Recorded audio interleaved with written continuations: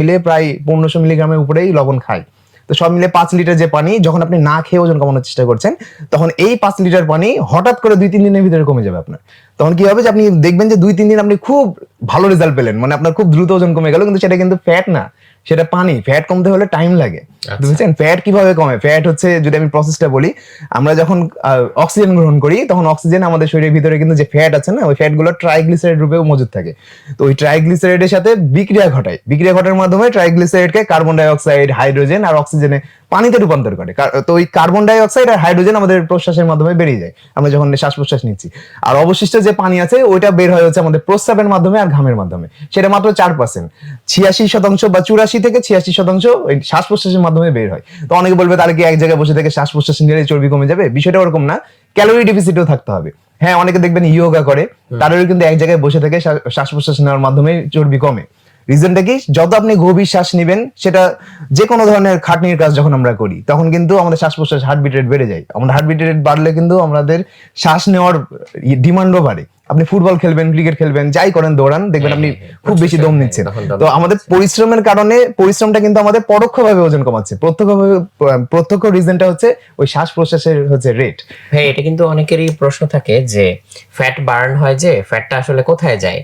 এই প্রশ্ন করলে হয়তো অনেকে মানে ওইভাবে বলতেও পারে যে ফ্যাটটা আসলে যায় কোথায়, এটা কি গলে যায় নাকি কি হয়ে যায়? ফ্যাটটা আসলে বাষ্পে রূপান্তর হয়ে যায়। এই যে বাষ্পে রূপান্তর হয়ে এভাবে বের হয় আমাদের শরীরের মাধ্যমে। মাত্র 4% বের হয় হচ্ছে ঘামের মাধ্যমে, আর 10% বের হয় হচ্ছে প্রস্রাবের মাধ্যমে। তার মানে এই যে শুধু শুধু ঘামলেই যে আসলে ফ্যাট কমে যাবে? ঘামলে পানি বের হয় শরীর থেকে, মানে ঘাম, আপনি ধরেন ঘামছেন, কথা 100 গ্রাম ঘাম বের হয়েছে আপনার, হয়তোবা তার ভিতরে 96 গ্রামই পানি, জাস্ট পানি, আর বাকিটা হচ্ছে যদি হচ্ছে আপনার মানে ব্রিদিংটাকে হচ্ছে বাড়ানো না যায়, তাহলে বসে বসে এক জায়গায় ঘামলে আসলে লাভ নেই।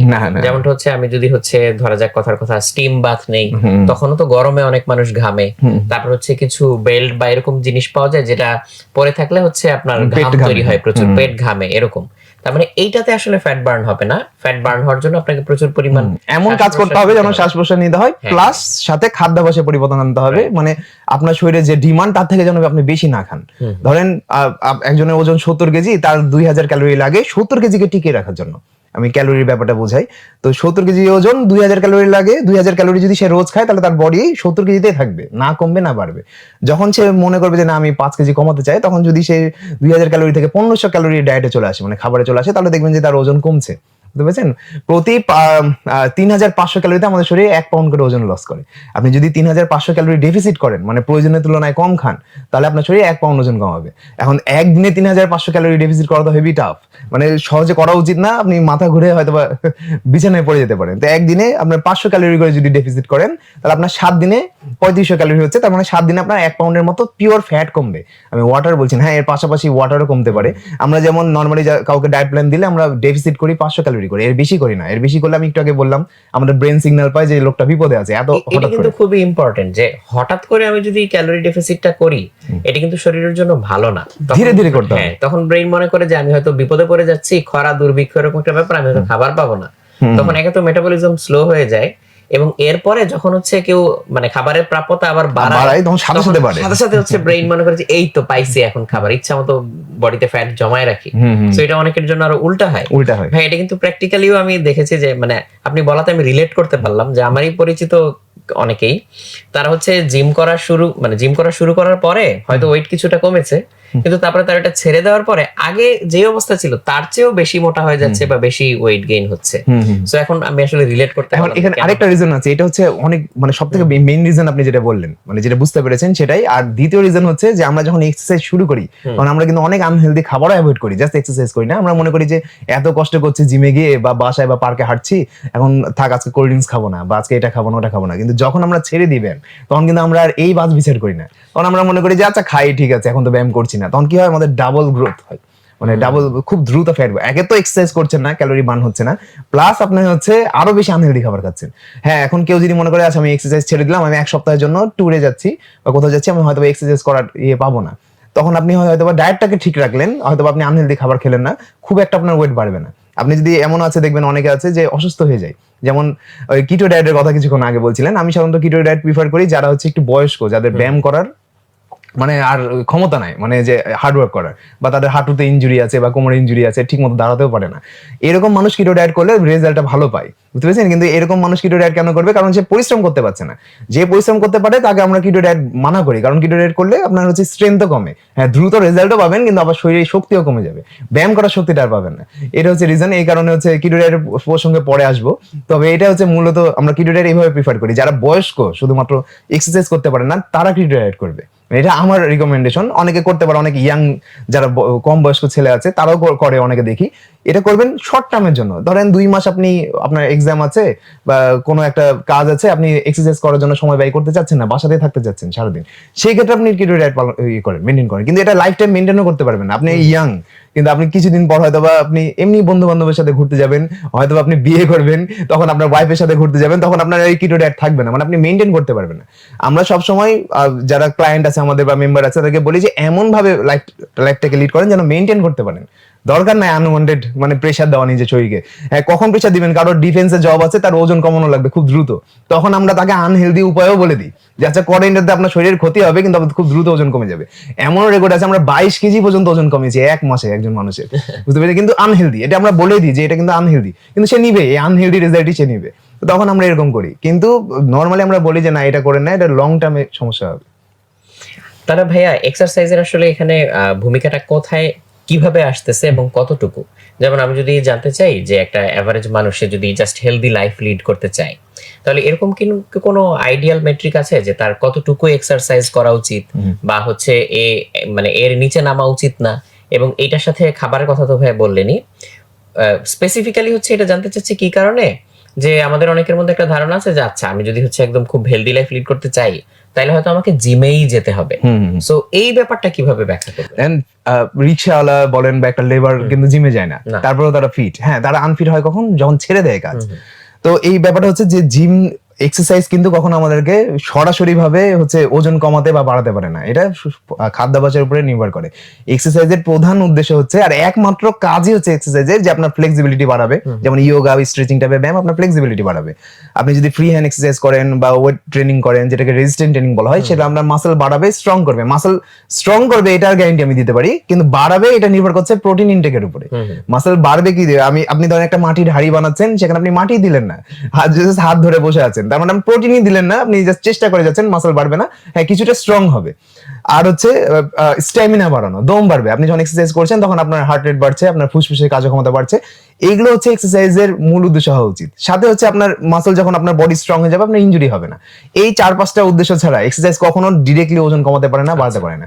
আমি যদি হচ্ছে আমাদের পুরো বডি সারাদিনে ক্যালোরি কিভাবে বার্ন করে সেটা বোঝাই, আমাদের ধরেন 100 ক্যালোরি আমি 1000 ক্যালোরি আমি সারাদিনে বার্ন করি, ধরেন কথা এখন 1000 ক্যালোরির ভিতরে 60% ক্যালোরি বার্ন হয় বিএমআর, মানে আমরা বেসাল মেটাবলিক রেট, মানে আমাদের হার্ট রেট, যেটা আমরা ঘুমিয়ে থাকি যখন আমাদের শ্বাস প্রশ্বাস হয়, আমাদের কিডনি কাজ করে, হার্ট কাজ করে, মানে আমাদের বডি টিকে থাকার জন্য যে ক্যালোরি বার্ন করে সেটা হচ্ছে আমাদের সারাদিনের 60%। 1000-এর ভিতরে 600 ক্যালোরি আমরা কোনো কাজ না করলেও বার্ন হবে। আপনি যদি ঘুমিয়েও থাকেন 24 ঘন্টায়, তারপর আপনার 600 ক্যালোরি বার্ন হয়ে যাবে। তারপরে 20% ক্যালোরি বার্ন হচ্ছে আমরা বাসা বাড়িতে যে নর্মাল হাঁটাফেরা চলাফেরা করি, ধরেন আমরা ক্লাসে যাচ্ছি, মানে এক্সারসাইজ বাদে যে মুভমেন্ট, সেগুলোতে আমাদের 20% ক্যালোরি বার্ন হয়, তাহলে গেল 80%। তারপরে 10% বার্ন হয় হচ্ছে আপনার আমরা যে থার্মিক ইফেক্ট অফ ফুড, আমরা যখন খাবার খাচ্ছি না, খাবার খাওয়ার সময় কিন্তু আমাদের গালের মাসলও কাজ করে। তারপরে হচ্ছে আমাদের কিডনির ভিতরে যে যাচ্ছে, কিডনি প্রসেস করছে, লিভার প্রসেস করছে খাবারটা, তো এটা আবার আমাদের নিউট্রিয়েন্ট গুলো আমাদের শরীর সেলগুলো অ্যাবজর্ব করছে। এই প্রসেসের মাধ্যমে 10% বার্ন হয়, মানে 100 ক্যালোরি বার্ন হয়। আর অবশিষ্ট 10% বার্ন হয়ে হলো এক্সট্রা আপনার হচ্ছে এক্সারসাইজের মাধ্যমে। মানে এক্সারসাইজ জাস্ট 10% ইম্পর্টেন্ট ক্যালোরি বার্নের ক্ষেত্রে। আপনি সারাদিনে 1000 ক্যালোরি বার্ন করলে 100 ক্যালোরি আপনি এক্সারসাইজের মাধ্যমে বার্ন করতে পারবেন। আমরা হচ্ছে ঘুমিয়ে থাকলেই ঘন্টায় 60 ক্যালোরি বার্ন হয়। আপনি যদি আধা ঘন্টা এক্সারসাইজ করেন তাহলে 100 ক্যালোরি বার্ন হয়, 1 ঘন্টা করলে 200 ক্যালোরি বার্ন হয়। তাহলে এক্সারসাইজ কিন্তু ক্যালোরি বার্নের জন্য করা উচিত না, এক্সারসাইজ করা উচিত হচ্ছে আপনার স্ট্রেংথের জন্য, ফ্লেক্সিবিলিটির জন্য। এইটা আমরা বুঝাতেই পারি না মানুষকে। অনেকে মনে করে যে না, জিমে যে আমি ঘন্টার পর ঘন্টা ট্রেডমিলে দৌড়াবো, এটা শুধু শুধু আপনার শরীরের ক্ষতি হচ্ছে, বা অনেক বেশি ব্যায়াম করলে মনে হয় আমার দ্রুত ওজন কমবে। ওটা না, আপনি জাস্ট 4 বেলার খাবার খান ধরেন, বা 5 বেলা খাবার খান, প্রতি বেলায় আপনি 100 ক্যালোরি করে ডেফিসিট করেন, খুব ইজি। আমরা যদি 1 প্লেট ভাত খাই, সেখানে থাকে 200 ক্যালোরি। 1 প্লেট ভাত তো 100 গ্রাম ভাতে প্রায় 200-250 ক্যালোরি থাকে। 100 গ্রাম ভাত কিন্তু আমরা খাই না, আমরা কিন্তু বসলে 300 গ্রাম পর্যন্ত ভাত খেয়ে ফেলি। মানে আমরা জাস্ট দুপুরের লাঞ্চে ধরেন 700 ক্যালোরির কাছাকাছি খাবার খাই। এভাবে আমরা রাত্রেবেলাও ধরেন আরো 700 ক্যালোরি খাচ্ছি, তাহলে 1500 ক্যালোরি হয়ে গেল। এটা নর্মাল ইয়ে বলছি। সকালবেলা অনেকে নাস্তা অ্যাভয়েড করে, আর কেউ যদি খায় 2টা রুটি খেলে প্রায় 160 ক্যালোরি আসছে, সাথে ডিম আসলে আরো 70 ক্যালোরি, মানে ধরেন আরো 300 ক্যালোরি গেল ওখানে, তাহলে প্রায় 1900 ক্যালোরির কাছাকাছি, মানে আর বাকি 2 বেলা মিলে আপনার 2500 ক্যালোরি সারাদিনে খাওয়া হয়ে যায়। না হলেও একটা পাতলা সাতলা ছোটখাটো মানুষ 2000 ক্যালোরি খায় সারাদিনে, নর্মাল মানুষের কথা বলছি। এখন এই 5 বেলা আপনি কি করবেন, ঠিক আছে আপনি 700 ক্যালোরি না খেয়ে খাবারটাকে মাপেন, গুগলে পাবেন আপনি কোন খাবারে কত ক্যালোরি। আপনি ওই যে ছোট একটা ওয়েট স্কেল পাওয়া যায়, ওটা কিনেন। আমি অন্য প্রসিডিউর ফলো করতে বলছি না, এটা কেন বলছি, যেন ট্রেনার হায়ার করা না লাগে সাধারণ মানুষের।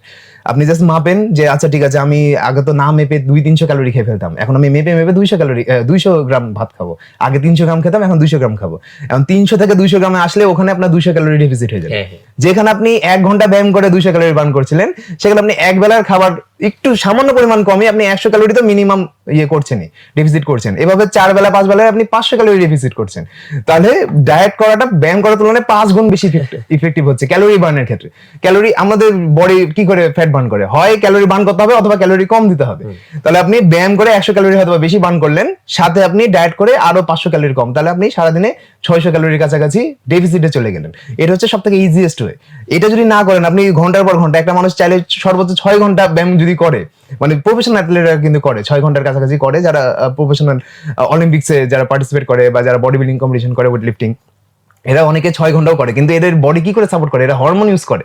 আচ্ছা, শুধুমাত্র অলিম্পিক্স এর প্লেয়াররা হরমোন ইউজ করে না, তাছাড়া যারা যে আপনারা অনেকে আছে না প্রফেশনাল বডি বিল্ডার দেখি আমরা, এরা কিন্তু সবাই হরমোন ইউজ করে। হরমোন ছাড়া কম্পিটিটিভ বডি বিল্ডিং হয় না।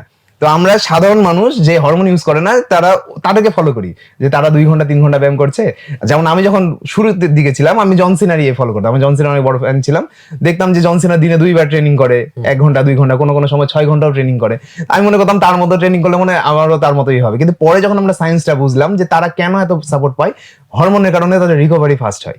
আমরা একবার যদি 3 মাসে যে বডি বানাবো, তারা হরমোন ইউজ করার কারণে 1 মাসে ওই বডি বানায় ফেলে। আমাদের কিন্তু বডি 2টা স্টেটে থাকে, একটা হচ্ছে ক্যাটাবলিজম, একটা হচ্ছে অ্যানাবলিজম। অ্যানাবলিজম স্টেট হলো আপনার বডিতে জাস্ট মাসল বিল্ড হবে, ব্রেক হবে না। আর ক্যাটাবলিক স্টেট হলো আপনার মাসল ব্রেক হবে। তো ন্যাচারালি যারা ব্যায়াম করে তাদের বডিতে প্রত্যেকদিন ক্যাটাবলিজম আর অ্যানাবলিজম দুইটাই হয়। তার মানে তার বডিতে সে যদি প্রতিদিন 100 গ্রাম মাসল তৈরি করে, তার ভিতরে 20 গ্রাম মাসল তার ব্রেক হবেই। কিন্তু যারা অ্যানাবলিক স্টেরয়েড ইউজ করে, তারা 100 গ্রাম মাসল তো আরো দ্রুত ইউজ করছে, আর ক্যাটাবলিজমটাকে বন্ধ করে দেয়, মানে তাদের মাসল ব্রেক হয় না। মানে আমরা আলটিমেটলি যেখানে প্রতিদিন 70-80 গ্রাম করে মাসল তৈরি করছি, তারা কি করছে 100 গ্রাম তো থাকছেই, প্লাস তাদের লসও হচ্ছে না, প্লাস হচ্ছে হরমোনের কারণে 100 জায়গায় 150 গ্রাম মাসল তৈরি হচ্ছে। এই কারণে তারা রেজাল্ট 3 গুণ পায়। বুঝতে পেরেছেন? এটা হচ্ছে ব্যাপার। এই যে এগুলো একটা